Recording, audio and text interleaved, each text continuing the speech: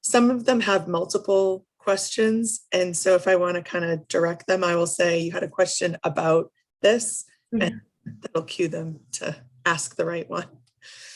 So the questions are very, very appropriate and on topic. Sometimes we get them a little bit far stream, and we try to no problem. focus. I deal with students all the time. Yeah, right. I know. Of course, you understand. I'm just gonna. Cloudy days, like the light is not quite right in my spot. All right, so I think everything should be all set. Perfect. I'll shut my video, and if you guys need me, just direct message and I'll be active. Thanks, Jose. Dina, are you in your office actually?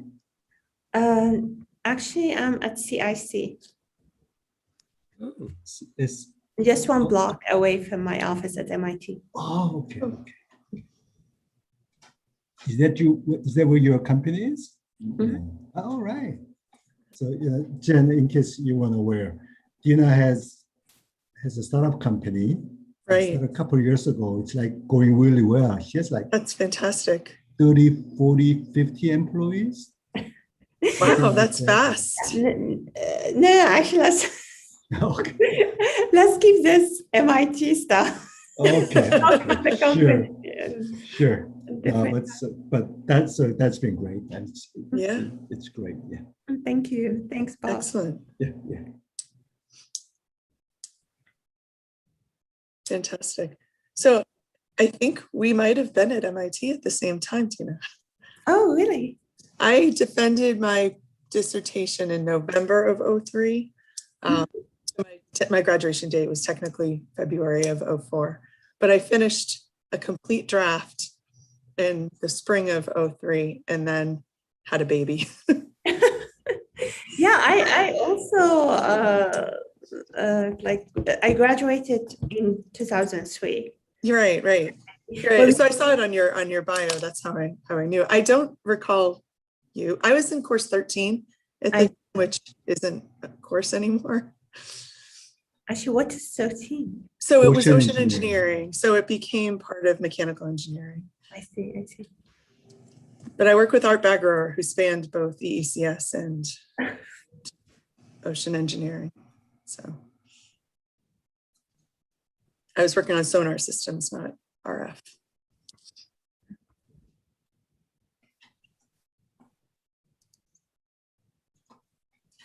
Should we let them in? We're getting there. Should I share my slides? When do I share my slides? Whenever you want. You can put them up now, or you can put them up after I introduce you. It's up to you. Okay. Actually, can I do it now just to check Sure. the video works? Will we open it up? Yeah. Just. Yeah. Do you see? Does the video move properly? Yeah. Yes. Okay, great. Videos tend to play a little slow when we have this many people in the Zoom meeting, but that's fine. It played fine for right now. Yes. All right. I'm going to go ahead and open up, and then if you want to give a second, Jen, before you do your announcement. So.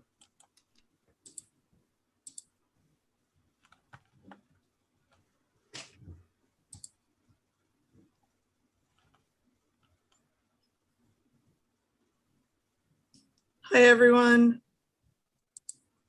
Welcome back to BWSI seminar series. Please remember to sign in with your name.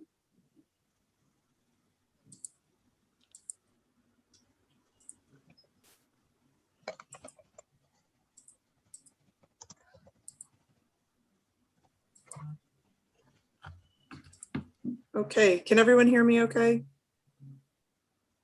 Yep, okay, great. All right, so we've got just about everybody in the room now. So welcome everybody to Thursday's BWSI seminar series. We have a very exciting talk today. Professor Dina Katabi, who is the Andrew and Irma Viterbi Professor of Electrical Engineering and Computer Science at MIT, is with us today. She's also the director of the MIT Center for Wireless Networks and Mobile Compute. Professor Katabi has, I know I say this every time, but this is really an amazing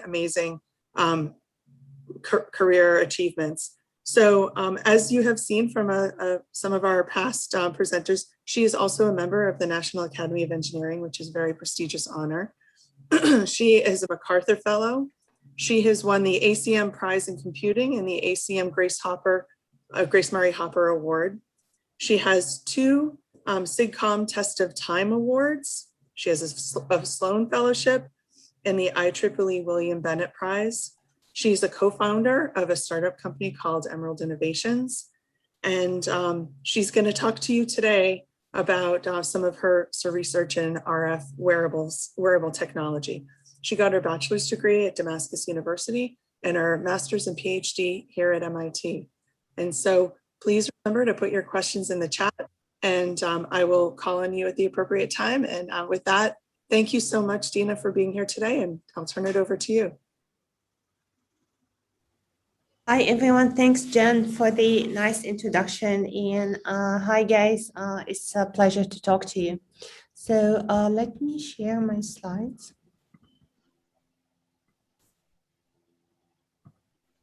Okay.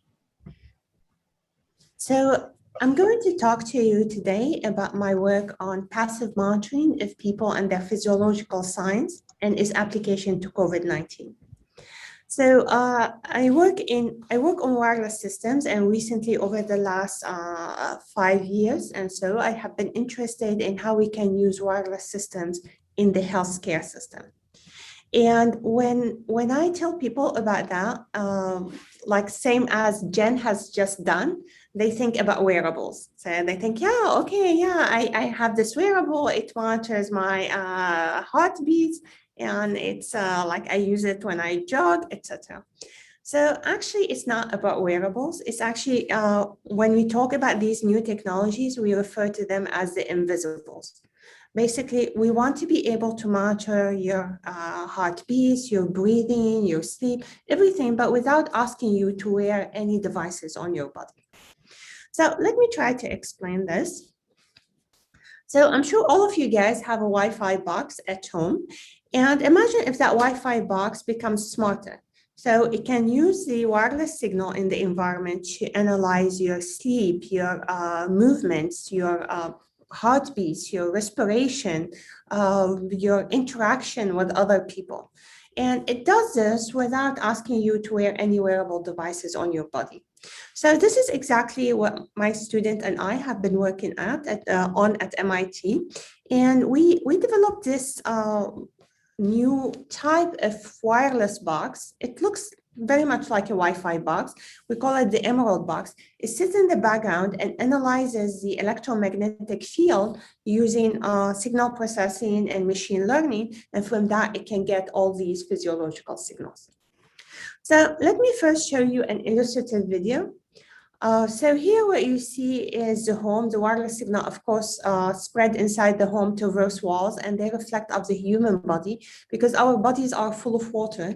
And some of these reflections come back to our device, which analyzes them. In this case, it would detect a fall and can alert the caregiver via text, email, or phone call. Now, this is, of course, is just illustrative video. So can we do this in real life? Can we do it with real people? So I'm going to show you some of the experiments from our lab and then talk a bit more about, at the high level, about how the technology works. So let's see some of these experiments here. So here you see one of my students. This is an office in CSAIL, and you see this big arrow. So our device is not even in the same office as this person. We're going to monitor him from the adjacent office using the fact that wireless signal can traverse walls. This person has no accelerometer, no cell phone on him. Now, as he moves, I want you to look at the red dot on the side of the screen. So it's tracking him pretty accurately. And remember, all of this is without asking him to wear any wearable on his body, just like we know exactly where he is at any point in time and how he moves. And all of that stuff through the wall, we see his movements. And we get it pretty accurately. So, of course, we compare this with state-of-the-art in monitoring motion. So this is a system, it's called the Viking motion capture And it is like something that people use in Hollywood, for example, like the whole ceiling will be planted with cameras, and you put stuff on people's bodies so that you can localize every move that they make. And we compare it with our system, and the accuracy is 98% in localizing the person. So we are very accurate. We just don't need to plant the ceiling with these cameras, and we don't need the person to wear any markers on their body.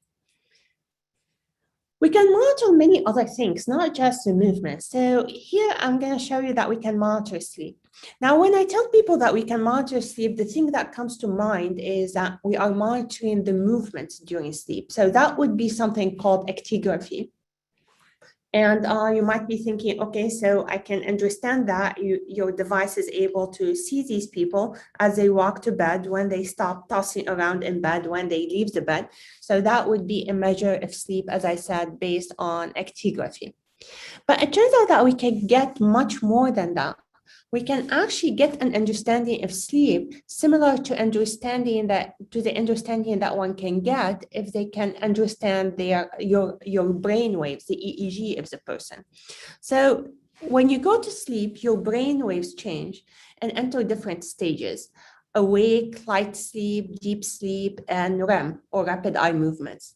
So in particular, the stage during which you dream, this is REM, or the rapid eye movement stage. So like when you sleep, it's true that you are either awake, you are asleep, but not every stage of sleep is the same. There is a stage where you dream, there is a stage where we consolidate memory, like deep sleep, and so on. And understanding these stages is very important. Of course, it's important for sleep disorders.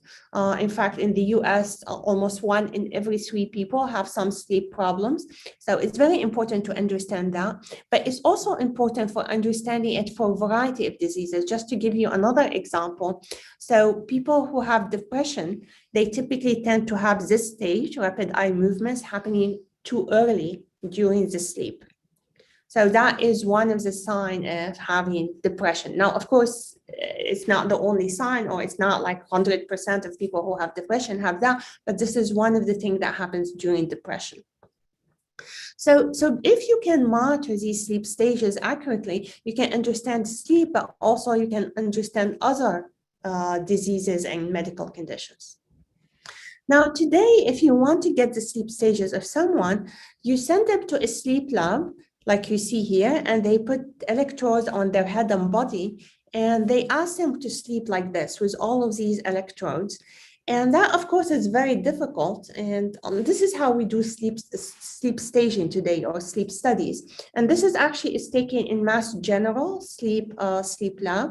And you can see all of these electrodes because they want to get the EEG of the person. So they have these electrodes on his head, and they want to get a few other signals.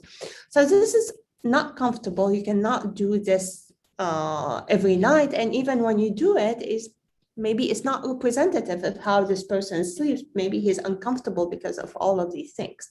So let me show you how we do it. So this is our device. It transmits very low power signal. It receives the reflection of these signals, analyzes them with machine learning, and from that, it can tell the sleep stages of this person throughout the night. So here you can see the person, there are no electrodes on his head or body. It's just he's sleeping in his own bed comfortably, and we can analyze his sleep stages. And again, we compare to the actual gold standard in analyzing sleep, and we compare to FDA-approved devices for analyzing sleep, and our accuracy is 80%, which is pretty high for these kind of tasks. Now, we can also monitor breathing. So this person is sitting like you guys, and you can see on the screen his inhales, exhales. And we ask him to hold his breath, and you see the signal stays at a steady level because he exhaled, he did not inhale. And again, remember, we are monitoring him without any device on his body, just purely based on how his breathing changes the electromagnetic waves around him. And again, the accuracy in comparison to FDA-approved devices for monitoring breathing is 97%, which is very high. Now, I want to zoom in on this breathing signal. So what you see here is the same breathing signal that we saw just on the previous slide. These are the inhales, the exhales, and you see like small blips on the signal. These blips are not noise, they are actually his heartbeats. So the wireless signal is impacted by the small pulsing of his blood. So it's very, very sensitive. So I want to tell you a bit about how it works, but of course I cannot tell you all the details. So I'm going to talk at a very, very high level. So let's try to understand what's going on here. So when you transmit a wireless signal, of course, it can traverse walls and occlusions.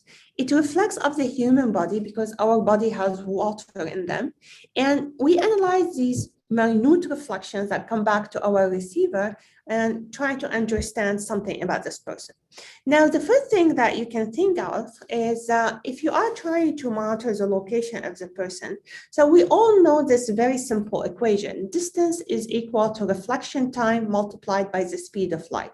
So distance is equal to time multiplied by speed. That's very basic. So we all know the speed of light, and electromagnetic waves travel at the speed of light. So if you want to track the distance of the movement, you can say, okay, so I can measure the reflection time. And from that, I can get the distance and how this individual is moving. And in fact, this is kind of how radar works. So in monitoring time, you can ask, okay, so how do I monitor time? So if you want to monitor time, you need to measure time at like very, very short time intervals, tens of picoseconds. So that's difficult. One thing that people do in radar is something called FMCW. And FMCW is a type of radar, and the way it works, let me explain it to you. So if you think about your signal along two dimensions, one is frequency, one is time, then you transmit a signal where the frequency increases linearly in time. And this signal goes and reflects off some reflector, let's say the human, and comes back. And the time difference between the transmitted signal and the received signal, which is the time of reflection that we want to measure, this is going to be linearly proportional to the change in frequency at any point in time. Because your signal, your choice was to transmit the signal where time and frequency are linearly related. And measuring frequency, particularly changes in frequency, is much easier than measuring time at picoseconds. So you can measure changes in frequency using very simple devices like something called the mixer, for example. So this is actually here, what I'm saying is nothing but radar. And in fact, at Lincoln, they are really the expert on radar technologies. So, but the problem is that if you take this as is and you try to apply it to measuring humans in indoor situation and their physiological signals, you're gonna run into multiple problems. So let me show you what happens. So the first thing that happens is that when you have a person in a room, in just a standard indoor environments, the signal not only reflects of the human body, it reflects of everything in the environment. It reflects of the wall, of the table, of the chair, the computer, the ceilings, everything. So instead of just getting that reflection that we talked about, that we can measure and monitor very accurately, you're going to get all of these massive reflections. And actually, some of the hardest reflection is what we call secondary reflections. Basically, the signal may reflect off me and then goes to reflect off the wall and then off another wall. So you start having all of these reflections moving with me when I move. And you get a fictitious people that are all moving together. It becomes a mess. So instead of getting this like one frequency that refers to the human, you get a mess of signals that you really cannot tell where the person is. And this is what we call in communications, in wireless communications, multipass effect. And it masks the person drastically.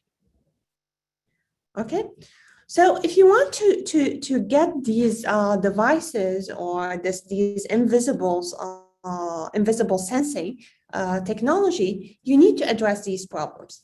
In particular, you need to address two things. The first one is, how do we extract the human body from this mess of signals? And the second one is that, remember, I'm not just talking about motion. So I'm talking actually about way more than motion. I'm talking about things that are physiological signals. So how do I translate the wireless signal to something that is sleep stage, like somebody being asleep in deep sleep or in REM? This is not just motion. So to be able to address these problems, we have to take an important step beyond just what we know about radar technologies. And here where machine learning actually is very helpful. So if you think about machine learning and neural networks and deep learning in particular, it has been very successful at taking very complex signals, images, audio signals, text. It has been it's very good at taking complex structures and extracting from it patterns. And this is exactly what we want here. As we said, these wireless signals are a mess. They are very complex. And what we want is we want to extract from them patterns that refer to the sleep of the person, to their motion, to their respiration, etc. Now, it's not as simple as just let me take the neural network that operate on images from cats and dogs and apply it to radio signals. That if you try it directly, it does not work that well. There are so many things that you have to do. And in this short talk, I'm just gonna tell you about one simple idea, but there are multiple other things that we need to do. Okay, so the first thing that is really important is when you are trying to design a device that senses humans and their physiological signals in their homes, of course, you are going to use it in different homes. So you're going to take your device and you're going to train it in some homes. So let's say that we train the device, let's take sleep as an example, and we train the device on recognizing the sleep of Bob and Alice in Bob's home and Alice's home. And now we go to Chris's home and we want to use that device. The neural network never saw Chris before and does not know how to interpret the wireless signal in Chris's home. So this is a problem that is called generalization to new environment and new domains.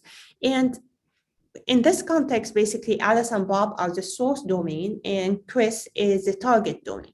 And the problem why this generalization when you are talking about wireless signal is not very simple, because radio signals depend on the environment. As we said, they reflect off everything in the environment. So when you take something that was trained in certain environments and take it to a new environment, it might get confused by the environment, by things that have nothing to do with the sleep of Chris. It has to do with how the computer and the walls and all of that things look like in Chris's room.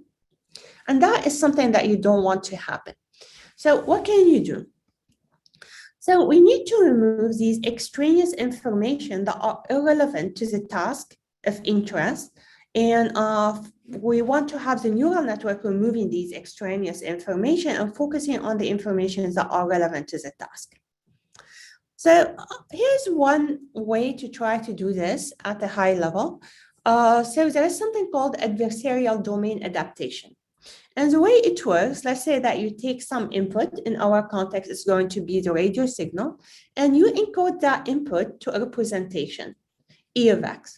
And then from this representation, you want to do some prediction. In our case, let's say that we want to predict whether the person is asleep and in which sleep stage they are in. Now, as we said, we want to remove the extraneous information that is about the environment in Bob's home and in Alice's home. So we want this representation, E of X, to be free of extraneous information that are irrelevant to the task of interest. How do we do this? One way to do this is this thing that I told you about, which is called adversarial domain adaptation. So basically, you imagine that you are playing a game. So you have multiple neural networks, not just one. You have a neural network that is called the discriminator. And the job of the discriminator is to decide based on this signal or the representation of the signal, E of X, where the signal comes from. Is this the home of Alice? Is this the home of Bob? Is this the home of Jen? Is it the home of Dina? So it's going to see a wireless signal and its representation, and it's going to try to decide where it's coming from. And the job of the neural network, that is the predictor, is to take the same representation and predict the health metric that you are interested in. And now you play a game where, as you are training the neural network, you actually want the discriminator to lose. So at the beginning, you train the discriminator a bit to start understanding what is the environment that the signal is coming from. But eventually, you want him to lose. And you want, by losing, it means that the representation E of X doesn't have information about where it's coming from, so it doesn't have information about the environment. But since the prediction still works, it has information about the health metric of interest. And typically what you do is that you train with a loss function that looks like this, where it is the predictor loss minus the discriminator loss. Now, this is the basic of something called adversarial domain adaptation. Now, you might have the question, like, how can I ensure that the discriminator will just remove information that is related to the environment and will not remove information that is related to the person's sleep, to the task of interest? And you're right. I mean, you have no guarantee here that no guarantees that this is not going to happen. So in this format, in this very naive format, the discriminator may actually remove useful information. So what we did, we changed this to something we call the conditional discriminator. And in this case, instead of just running a standard discriminator, we are going to tell the discriminator the output of the predictor. We are going to tell him the sleep stage, okay? And in that case, because he knows that, as we play the game, we cannot win by hiding the sleep stage from him because he already knows it. I mean, we can hide it from the representation, but this is not useful because he gets it as input. So, and now as a result of this, of changing the discriminator to a conditional discriminator, now we can prove that a conditional discriminator at equilibrium will remove only the extraneous information, but it will leave the useful information for the prediction. So now we got what we want. We removed all the information that is irrelevant to the task, and we kept the information that is related to the task without even knowing and having to describe what information is relevant and what information is not relevant.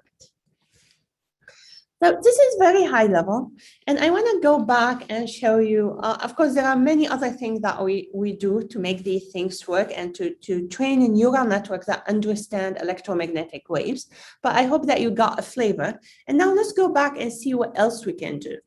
So I'm going back to this. I showed you my student and I showed you how we can track him. But when we were tracking him, like when he was moving, you saw the red dot was sliding with him. You couldn't tell whether he was moving with his right foot or left foot. It was just sliding. And when he stops, you see the red dot, like if I make it, I want to make him stop. So if he stops, now you see the red dot stops, but you don't know whether he's standing or sitting. Maybe he is sitting, maybe there is a chair there and he's sitting, you don't really know. So we went ahead and kept developing these systems, and now we can get much more information than purely understanding how people just are moving on a plane. So this is our newer system. And I changed here the format on you. So the bigger frame is what the wireless device understands. So that big frame is the information that the wireless device outputs. And this small picture or RGB video here is the information inside the room. This is just for you so that you can see what is happening. So let's monitor these people using the wireless signal by our new system. Now you see as he sits on the chair, you got the full skeleton. You know that he's sitting on a chair. As he stands, you know that he's standing. When he moves his left foot, you know it's the left foot. When he moves the right foot, you know that it is the right foot. And remember all of this by analyzing the radio signal through the wall. So you are really seeing a skeleton of how those people are moving behind the wall. Now, also, we went ahead and looked at whether we can identify the action that they are doing. And so I'm gonna show you here at the bottom, you see the person, the student, he's gonna perform some action. And this is the skeleton. I'm just putting here the skeleton in 2D format. And let's see, we trained actually to recognize the action that the person is performing. So here's a student, he's gonna kind of like comb his hair, and you can see the skeleton also using the wireless signal, looks like he's combing his hair. And then he's picking up and emulating drinking, and the skeleton also drunk, and he's like putting something in his pocket, and he's gonna point at something. And again, remember, all of this you can do using wireless signals through walls, discovering what people are doing behind closed, behind the wall.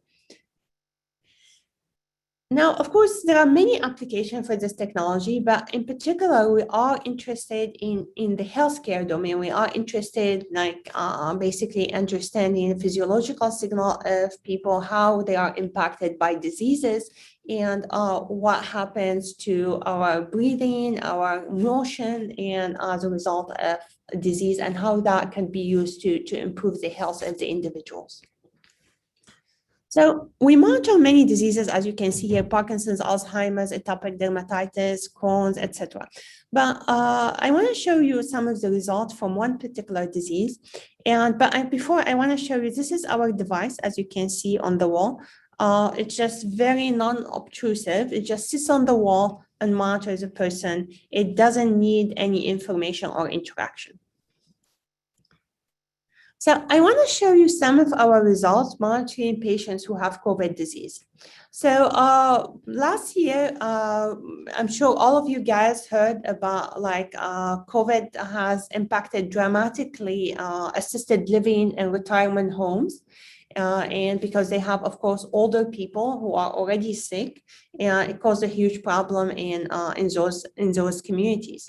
Now, the issue is that when people are impacted by COVID, when somebody is testing positive for COVID, what happens typically, you tell them to go to their home and quarantine, to stay at home and to stay away from anyone else until they recover from COVID, until they become COVID negative.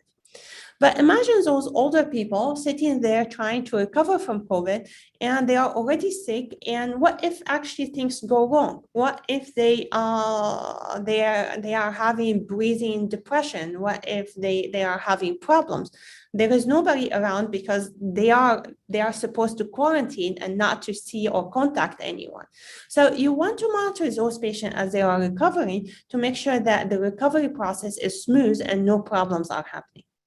So we worked with some of these retirement homes to monitor the patients who are COVID patients, and I'm going to show you some of the results here.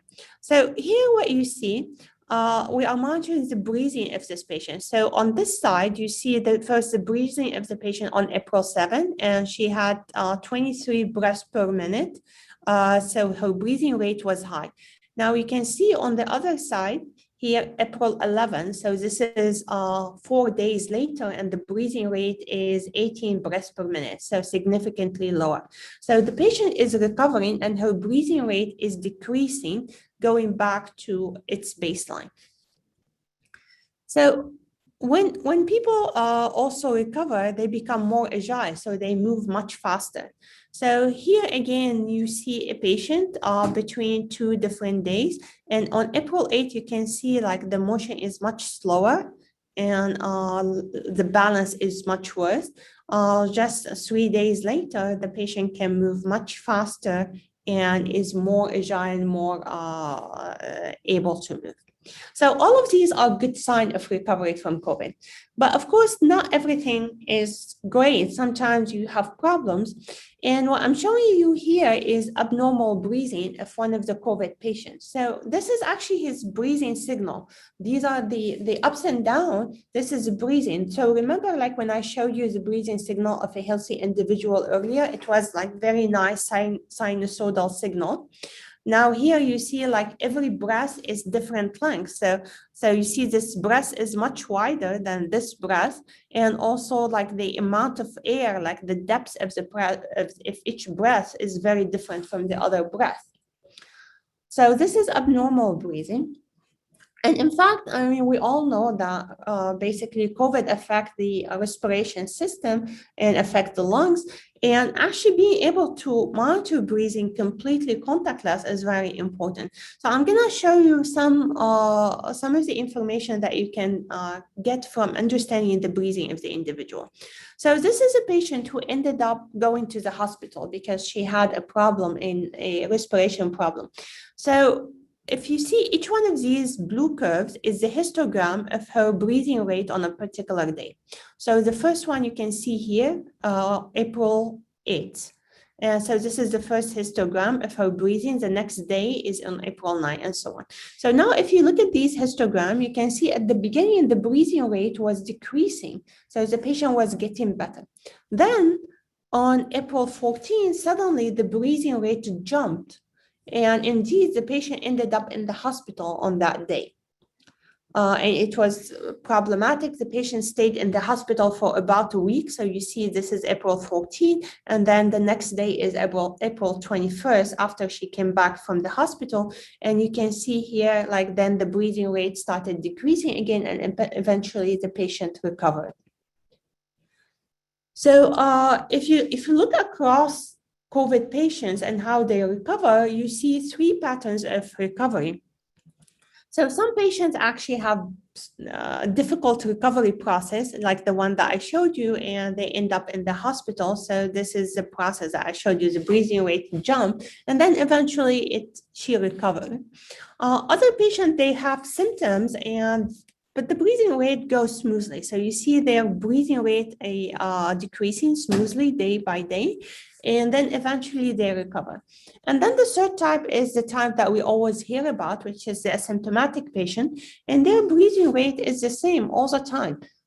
When they are COVID positive, and as they become COVID negative, basically they are not showing any symptoms.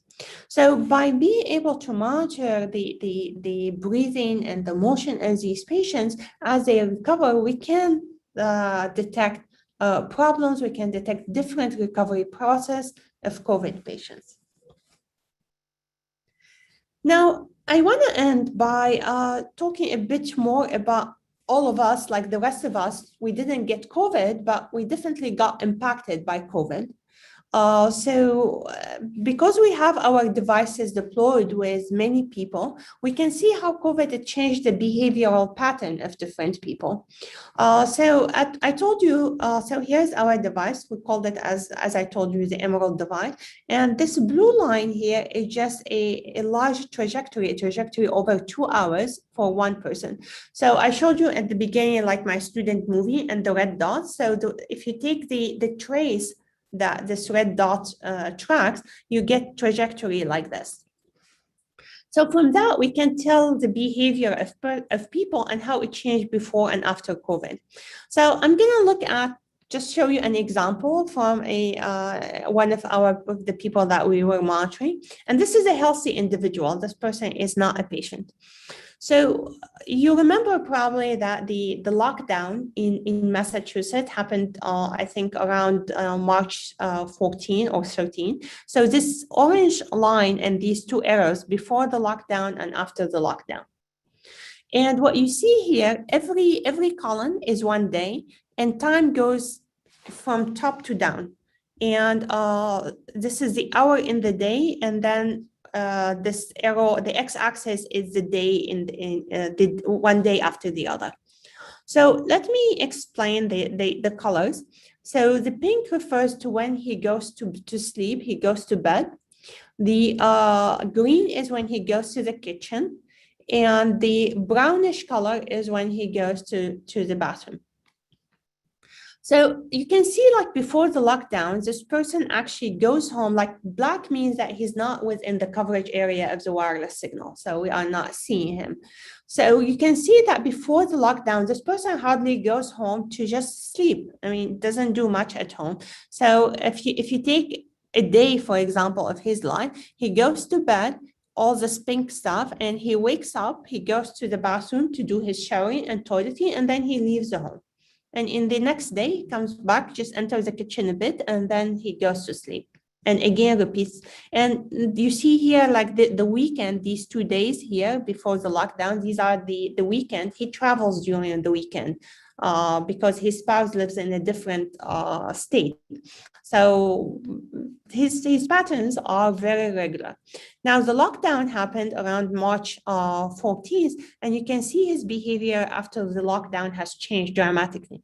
Now, if you look at sleep, now instead of like waking up around more or less the same time, going to sleep around the same time, now he goes to sleep at random hours. He's sleeping longer time than he used to sleep before the lockdown.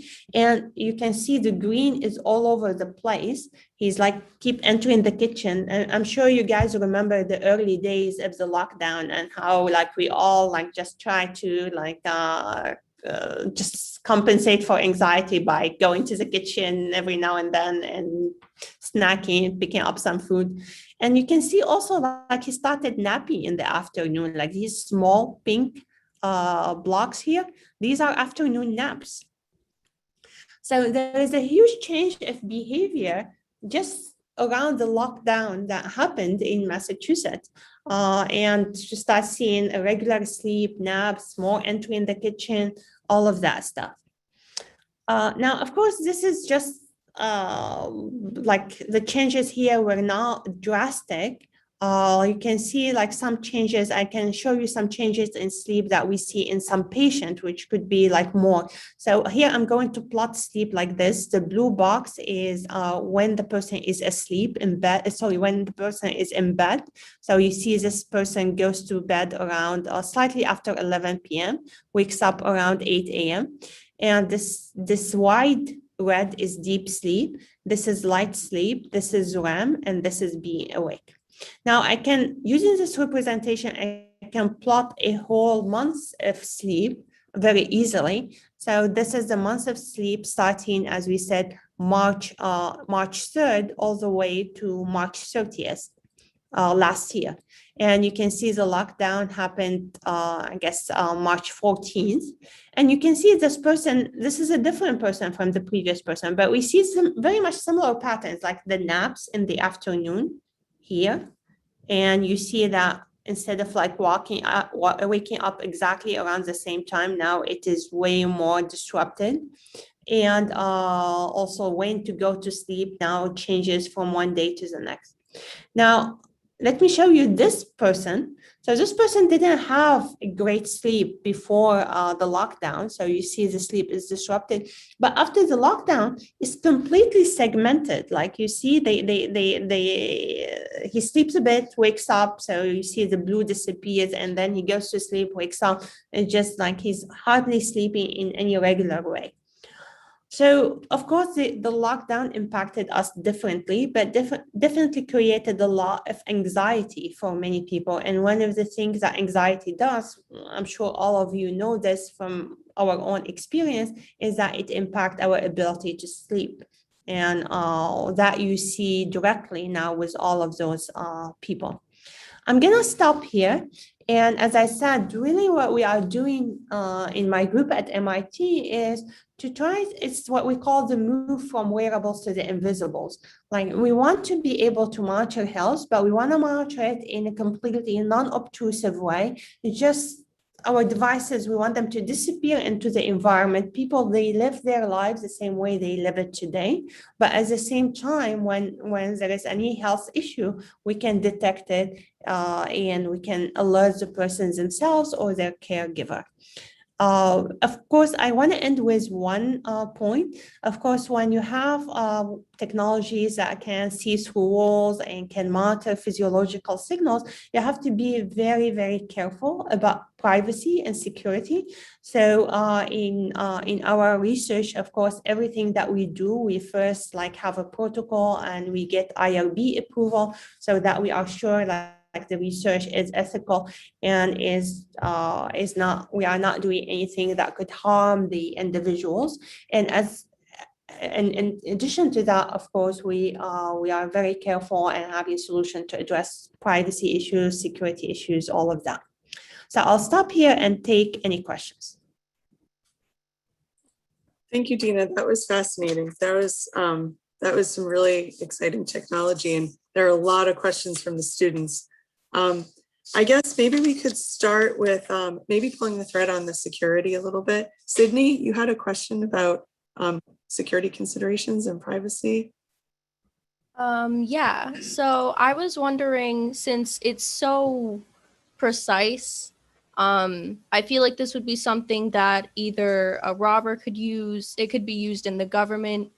So I was wondering, like, what security breaches have you put on it? What protections are you using?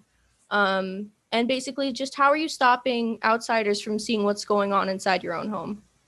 Yeah, so there is a concept in computer science that we use for privacy protection and security, which is it's called challenge response. So I'm sure all of you guys have seen CAPTCHAs. So a CAPTCHA is a challenge response. So I give you a CAPTCHA, I give you an image, and I want you to prove to me that you are a human by answering a question about the object in the image, for example. And we can use the same exact concept because the device is able to track the movement of the human. Now, let's say that I want to use, or let's say that I took this device like Emerald and I want to use it to monitor the neighbor. So what the device is going to tell me is, okay, so prove to me that you are that person. Take now 2 steps to the right. Okay, take now 3 steps to the back, move 1 step forward. So it gives me a random pattern to prove that I am the right person. That would be the challenge. And if I fail to prove that, then I failed the response. And also, because the device has a notion of space, it also check that they ask the person to walk the environment that they are asking to monitor to check that it is their own home, that they have access to that environment. That was really interesting. Thank you.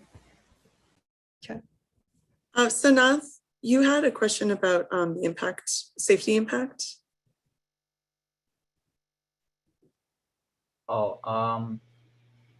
Basically my question was like, how would the radio signals in your like machine, how would it impact the brain? Because like I've known that long exposure to certain signals, like radio signals or something like that, it can actually damage the brain. So like, how do you plan on like maybe counteracting that or avoiding that? Yeah, so I think, so first of all, let me just emphasize that there is no danger to the brain and we don't interact with the brain. So the basically the radio signal that we use are much lower power than your Wi-Fi.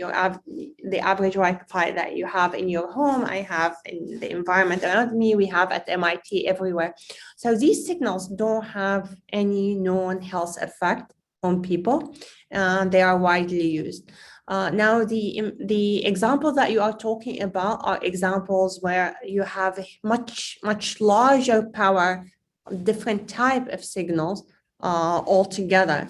So basically, that would be humongously higher power. So I guess one thing that also I should emphasize, although I use radar as a radar technology as my example, we definitely have nothing to do with the power that is transmitted with radar, because the radar transmits high power. Like you don't want to transmit power like radar when you are monitoring people.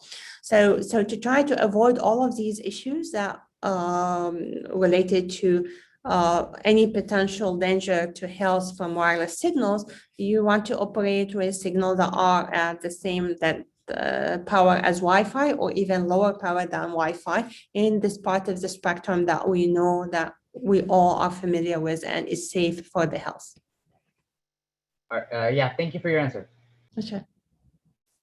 Oh, okay, Denise, you had a question about interfering signals.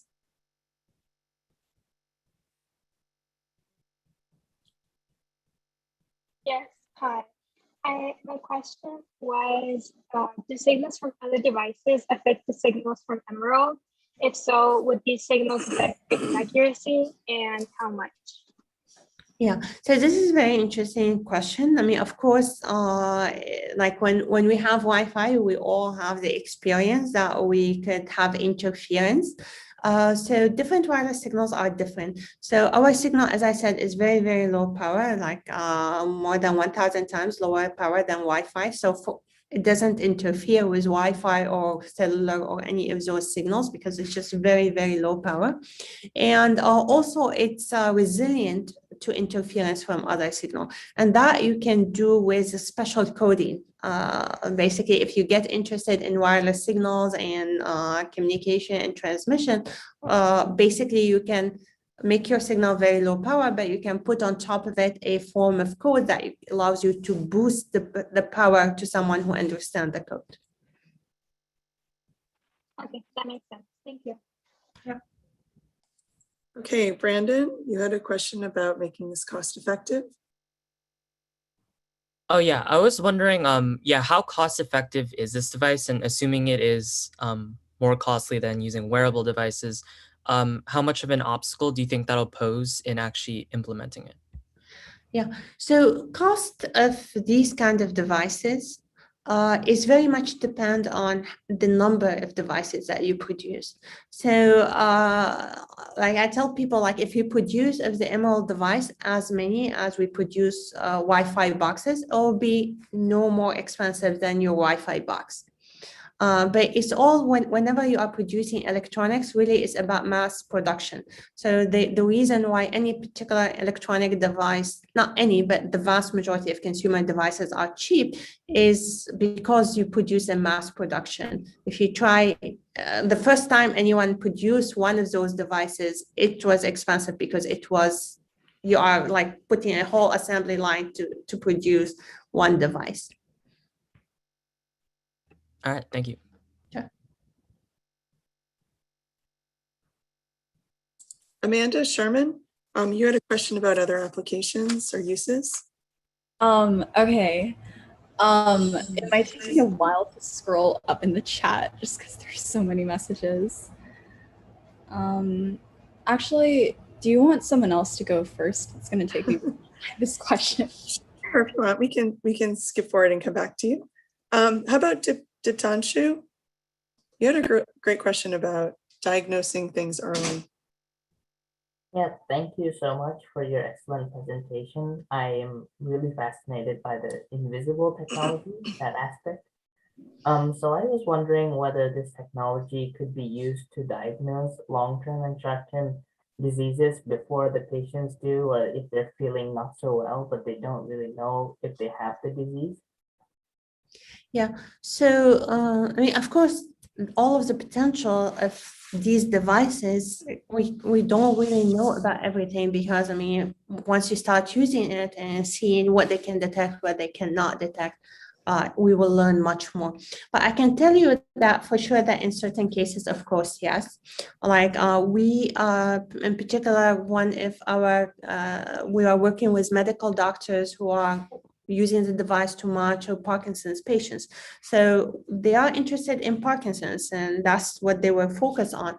But the device, one of the patients had a heart attack and you can look at the signal from that patient during the whole week before actually he ended up in the hospital and had the heart attack. You can see his respiration was much more elevated than his usual respiration. He's staying in bed much longer time than he used to stay. Even his gait, his movement is slower than his usual movement.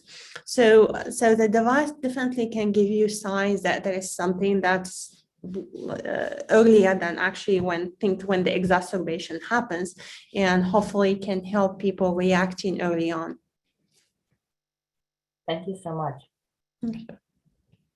Hey, Amanda, do you want to ask your question now? Yep. So my question was, because this device is tracking like the data of people, what are the ethical implications of this technology and what measures are in place to ensure that the tracking of data is consensual by that person? Yeah. So I would say that there are multiple levels to that. So the first thing is when we do our research, I mean, you guys are MIT student also, and if you do any research that involves a human subject, you have to write a protocol about that research and submit to a body called IRB. I'm not sure, I don't even remember what it stands for, but the IRB at MIT is going to look at the study that you are doing and whether what you are doing is ethical, and otherwise it will tell you to change it or not to do it. Or so whenever we do anything, of course, we get IRB approval for our studies. Particularly, in fact, if we are working with hospital, then they also get an IRB approval from the hospital for the study. So this is one thing to make sure that everything is ethical and also beneficial to the patient, because I mean, you can't do something that's could harm the patients in any way, both safe and ethical. And the other thing is basically our policy in general is that the person owns their data. So so the person, even like when you are monitoring a patient, typically you have something called informed consent. So you have to tell the person exactly what is monitored and what is the data that is collected. And they have to decide, okay, it is okay for me that this data is given to my doctor. It's okay that the research team is looking at this data to try to discover, to do this type of analysis. So these things are very important, and I encourage all of you guys who are looking at doing research that involve human subjects to leverage the MIT IRB and ask for their approval for any study. Thank you. This was fascinating. So thank you. That's great. Well, Dina, thank you so much for being here today.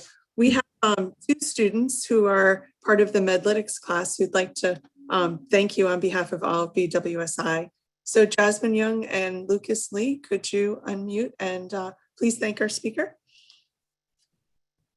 Hi, so we wanted to thank you so much for your presentation, and the challenges that you went through were so insightful in helping us as the students to understand the process that you underwent. And I really love learning about this futuristic innovation of Emerald that you and your team developed, and it's going to have numerous positive effects in the future, especially regarding COVID, sleep, motion, and even more. And so again, thank you for your talk. Thank you. Thank you so much. Like Jasmine said, I definitely learned a lot. It definitely connected to what we're doing in class right already with dealing with data science and medicine. We, like you're talking about sleep, we're also actually doing a project right now relating to that, detecting the stages of sleep. So to show appreciation, here's a virtual t-shirt from BeaverWorks. There might be one coming to you soon. So thank you so much once again. Hope you had a great time with us. Thank you, guys. It's a pleasure talking to you. Okay, thank you so much, Dina. And students, I will see you next week. Thanks, Thank Jen. you. Bye, Thank you. everyone. Thank you. Thank you. Thank you so Thank much. you. Thanks. Thank you. Thank you. Thank you.